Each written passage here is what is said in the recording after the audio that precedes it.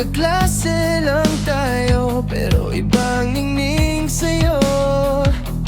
Di ko mapigil, kaya tinanong kita, pwede ba maligaw? Sabi mo, baliw ka ba?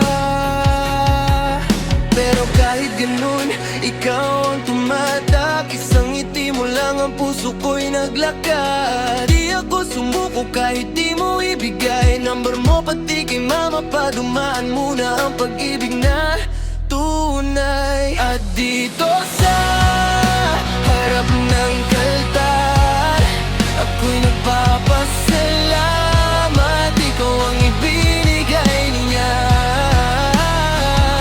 Pangako ko sa'yo habang buhay, di ako magbabago. Sa'yo lang ang puso't buhay.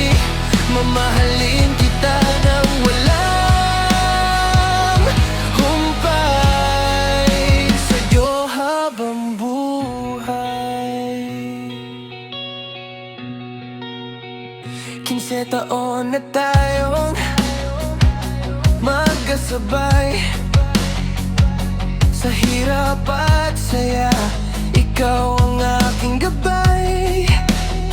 Naalala mo ba nung una kitang tinext?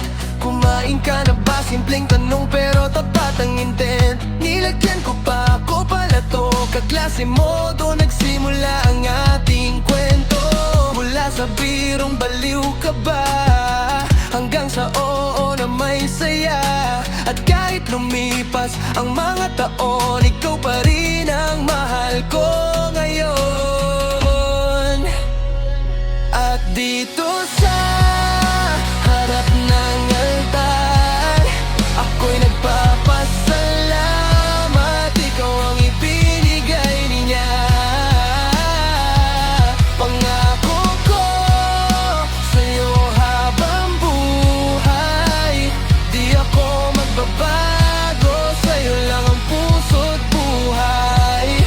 Mamahalin kita nang walang humpay.